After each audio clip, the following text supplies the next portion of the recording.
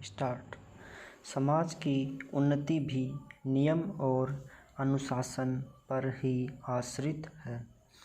यदि नियमों के क्रम को समाप्त कर दिया जाए तो उन्नति रुक जाएगी।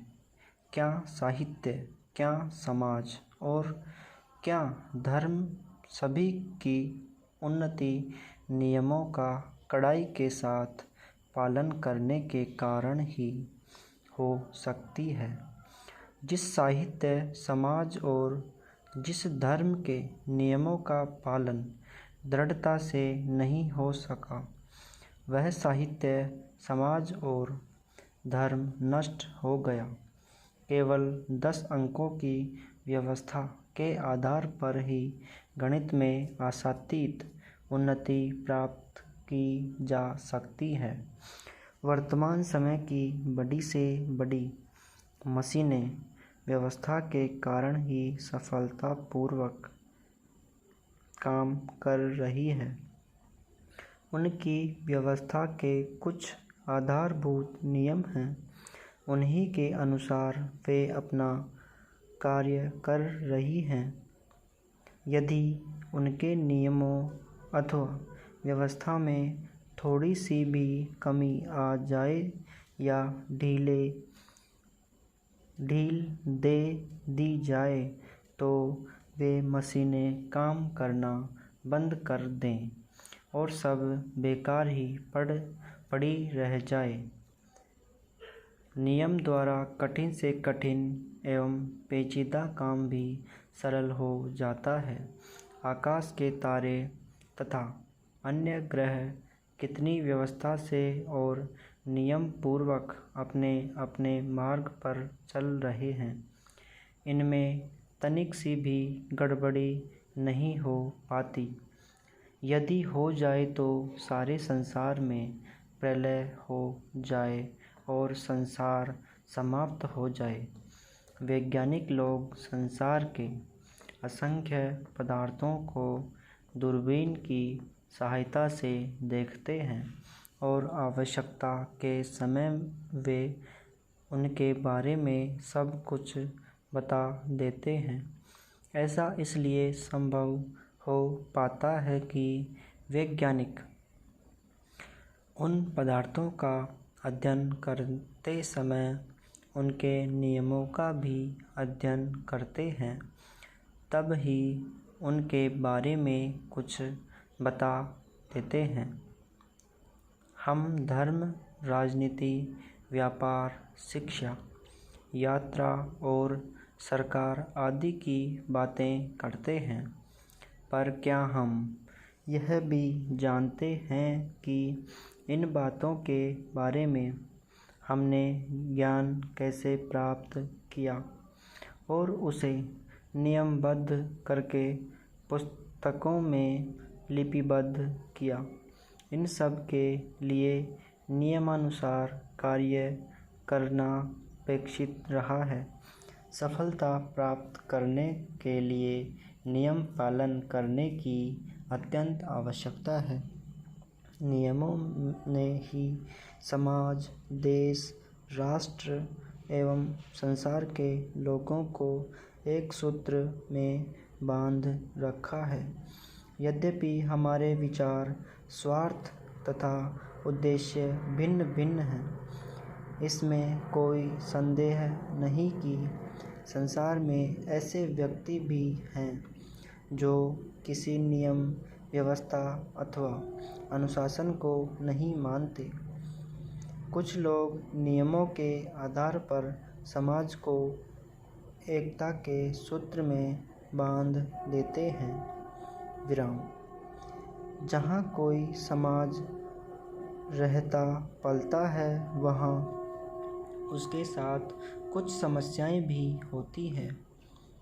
यदि सामाजिक संस्थाएं न हो तो समाज में विकास में कोई अड़चन आ नहीं सकती। हमारा भारतीय समाज भी आज अनेक प्रकार की समस्याओं से घिरा हुआ है। समाज की पहली समस्या अंधविश्वास तथा अज्ञान की है, जो बहुत वर्ष बीत जाने के पश्चात भी आज पूरी तरह से मिट नहीं पाई है। गांव के अधिकतर लोग आज भी झाड़ फूंक, टोने टोटके और सपनों के चक्कर में फंसे रहते हैं। किसी कार्य को जाते समय जब बिल्ली रास्ता काट जाती है तो लोग बड़ा अपशकुन मानते हैं। यदि कोई आदमी छींक देता है तो कोई पीछे से टोक देता है, या पानी का भरा लोटा हाथ से गिर जाता है तो लोग समझते हैं कि यह बहुत बुरा हुआ है, इसलिए कार्य पूरा नहीं हो पाएगा। दहेज की समस्या भी भारतीय समाज में आज मुंह फैलाए खड़ी है। दहेज के लोभी व्यक्ति रुपये पाने के लिए नववधुओं पर बड़े जुल्म सितम ढाते हैं। सास ससुर तथा पति आदि मिलकर बहुओं को जिंदा जला डालते हैं या गला घोंटकर मार डालते हैं। दहेज प्रथा भारतीय समाज के ऊपर एक कोड की तरह है, जो हमारे समाज को कुरूप करता जा रहा है। वधू पक्ष के लोग जब वर पक्ष के लोगों की दहेज की इच्छा पूरी नहीं कर पाते तो बहू का जीवन नरक की तरह कष्टमय हो जाता है। अनेक समाज सुधारक दहेज प्रथा के विरोध में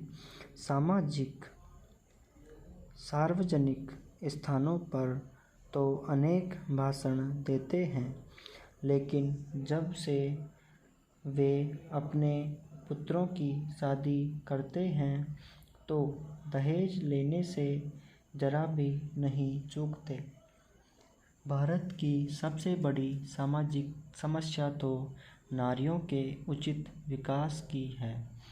वैसे तो हमारे समाज में नारी के संबंध में कहा गया है कि जहाँ नारियों की पूजा होती है वहाँ देवता लोग निवास करते हैं, लेकिन भारतीय समाज में आज नारी के ऊपर भांति भांति के अत्याचार किए जा रहे हैं। आज भी पुरुषों का अहम नारी को अपने पैरों तले दबा देना चाहता है। वह नारी की अहमियत अपने से बढ़कर मानने को तैयार नहीं है। पर्दा प्रथा, अनमेल विवाह, बाल विवाह की स्वीकृति, विधवा विवाह निषेध, रूढ़िवाद, बहु विवाह की परंपराओं के चलने से नारी की स्थिति दयनीय हो गई है। कर्तव्यशीलता के नाम पर आज नारियों को जिंदा ही बलि पर चढ़ाया जा रहा है। आर्थिक परतंत्रता के कारण नारी आज घर की चारदीवारी में कैद होकर रह गई है। मुस्लिम समाज की नारियों की और भी बुरी दशा है। इस समाज के कानून में पुरुष को एक से अधिक विवाह करने की आज्ञा है, जिस कारण मुस्लिम महिलाएं जिंदगी भर अपनी सौत की ईर्ष्या का शिकार होती रहती है। विराम।